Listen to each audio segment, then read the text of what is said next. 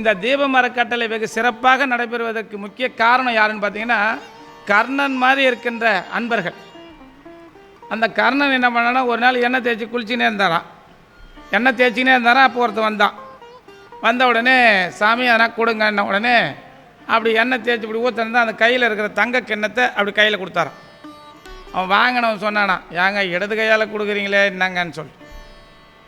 அதுக்கு அவர் சொன்னாரான், இது தங்க கிண்ணம், நீயே பிச்சை கேட்க வந்திருக்கிற, இதை கொடுக்கறதுக்கு இந்த கையில் மாற்றி கொடுக்கறதுக்காட்டி என் மனசு மாறலாம். இல்லை மனசு மாறி நான் என்ன பண்ணுவேன், என்னடா இவனுக்கு போய் தங்க கிண்ணத்தை கொடுத்தா ஒரு அலுமினியம் கிண்ணம் கொடுத்து அனுப்பலாம் கூட நினைக்கலாம். இல்லை அதனால தான் நான் அந்த மனசு மாறுறதுங்காட்டையும் இப்படி கொடுத்தேன் அப்படின்னு சொன்னார். அதுபோல் வலது கை கொடுப்பது இடது கைக்கு தெரியக்கூடாது அப்படின்ற செய்தியை முன்னிலைப்படுத்தி கர்ணன் போல இந்த தீபம் அறக்கட்டளையுடைய விரும்பிகள் என்று சொல்லக்கூடிய விருப்பமுடையவர்கள் பல பேர் இந்த தீபம் அறக்கட்டளை ₹1 கொடுத்தா கூட அது மனிதன் என்று சொல்லக்கூடிய கடவுளிடம் போய் சேர்ந்துடும் அப்படின்ற எண்ணத்தோடு எந்த விதமான ஒரு எதிர்பார்ப்பும் இல்லாமல் இந்த தீபம் அறக்கட்டளை நல்லா தர்மம் கொடுக்கணுன்ற எண்ணத்தோடு உதவி செய்து கொண்டிருக்கின்ற தீபம் விரும்பிகள் அனைவருக்கும் என்னுடைய முதற்கண் வணக்கத்தை கூறி, இந்த வணக்கம் சொல்கிறது என்னென்னா, யாரையும் புகழ்ந்து சொல்கிறதுக்காகவோ மற்றதுக்காகவோ இல்லை, ஆனால் எல்லாரும் இந்த தீபத்தை அறக்கட்டளைக்காகவும் தர்மம் செய்யணுன்ற எண்ணத்தோடு